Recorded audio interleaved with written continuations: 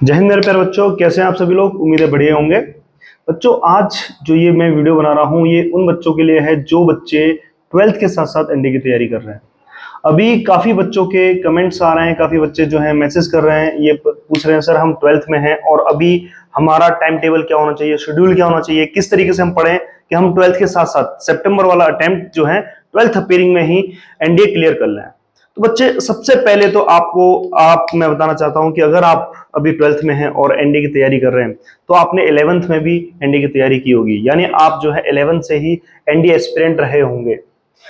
तो आपने 11th को भी अच्छे से पढ़ा होगा, 11th की मैथ्स को अच्छे से किया होगा, तो आपको पहले से पता है कि सिलेबस क्या होता है, 11th का क्या है और 12th का क्या है। 60% आपका 11th का पोर्शन आता है इसमें, 40% आपका 12th का आ रहा है।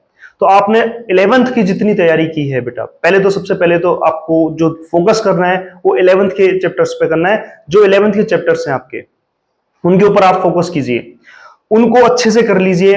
मैं कह रहा हूं बच्चे, अगर आपने 11th के सारे चैप्टर्स को ही कर लिया, अच्छे से कर लिया, तो आपको 12th के चैप्टर्स को एक्स्ट्रा पढ़ने की जरूरत नहीं है। 11th के बेसिस पे ही आप एनडीए क्लियर कर सकते हैं।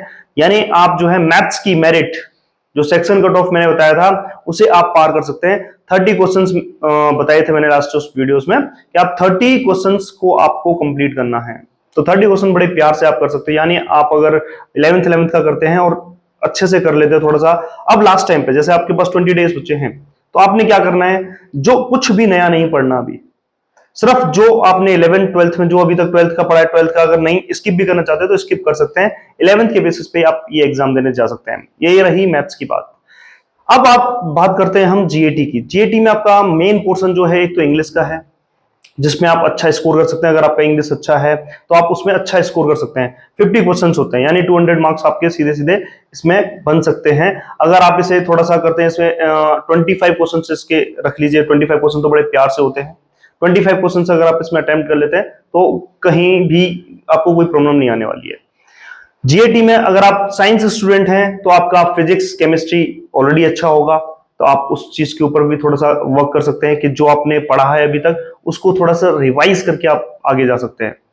दिक्कत जो आएगी आपको, अगर आप साइंस स्टूडेंट है, तो जो प्रॉब्लम आएंगी आपको वो आ सकती है आपको एसएसटी पार्ट में, यानी ज्योग्राफी, हिस्ट्री, पॉलिटी। तो यहां से आप ऐसी चीजें पढ़ें जो कि आपको अभी समझ आ सकती हैं, जिसे आप फ्रिक्वेंटली देख सकते हैं। जैसे मैंने हिस्ट्री का कुछ पार्ट देख लिया आपने, या फिर पॉलिटी के कुछ मेन आर्टिकल्स देख लिए। ऐसे इकोनॉमिक्स के कुछ 5 ईयर प्लान्स वगैरह हो गए, वो कैसे थे, वो जीडीपी के बारे में बात करते हैं, जीएनपी के बारे में बात करते हैं। ये छोटी छोटी टर्म्स हैं जो आप अभी कर सकते हैं, अभी देख सकते हैं, जिसे देख के आप जा सकते हैं। और बेसिकली इसमें एक और चीज है, वो करंट अफेयर। करंट अफेयर तो आप बना ही रहे होंगे, अगर आप एनडीए की तैयारी कर रहे हैं तो करंट अफेयर के बारे में आपने पढ़ा ही होगा पहले से। और नहीं है तो कुछ करंट अफेयर्स के बारे में मैं अभी आपको बता देता हूं कि आपको करना क्या है। देखिए, करंट अफेयर में सबसे पहले तो आपकी एक्सरसाइज, जो मिलिट्री एक्सरसाइजेज हैं जो अदर कंट्री के साथ इंडिया की हुई हैं, उन एक्सरसाइज के बारे में आप एक नोट बनाइए। उनकी थीम्स के बारे में जानिए कि वो थीम क्या थी, इस साल की थीम क्या थी। हर साल थीम चेंज होती है, वेन्यू चेंज होता है। तो आप थीम, डेट, वेन्यू, 3 चीजों को देख लीजिए और वो किसके साथ है, किस फॉर्मेट में है, आर्मी, नेवी, एयरफोर्स, किस फॉर्मेट में। ये सारी चीज आप तैयार कर सकते हैं करंट अफेयर में। करंट अफेयर में दूसरा आपका आता है डे एंड डेट्स। तो डे एंड डेट्स देख सकते हैं, इंपॉर्टेंट डेट्स, जैसे एनवायरमेंटल डे है, योगा डे है। योगा डे की थीम क्या थी, या एनवायरमेंटल डे की थीम क्या थी इस साल। या फिर आपका पूछ लिया जाएगा एयरफोर्स डे, आर्मी डे, इनकी थीम क्या थी।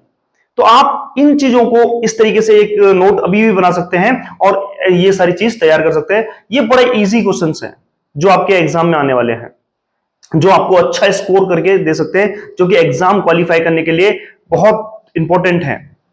तो आप इस तरीके से अपना एक टाइम टेबल बनाइए, शेड्यूल बनाइए कि मुझे इतना इतना टाइम दे। अभी आप 12th को छोड़ सकते हैं कुछ टाइम के लिए, 20 डेज के लिए। आप अगर 12th की स्टडी ना भी करें तो भी आपका काम चल जाएगा, और आप सिर्फ फोकस करें 11th के मैथ्स पे, जो आपके स्ट्रॉन्ग चैप्टर्स हैं। सारे चैप्टर्स नहीं, जो स्ट्रॉन्ग चैप्टर्स हैं, जो आपको पता है कि आपके 30 क्वेश्चंस को सॉल्व करा सकते हैं, तो ऐसे चैप्टर्स को आप कर सकते हैं।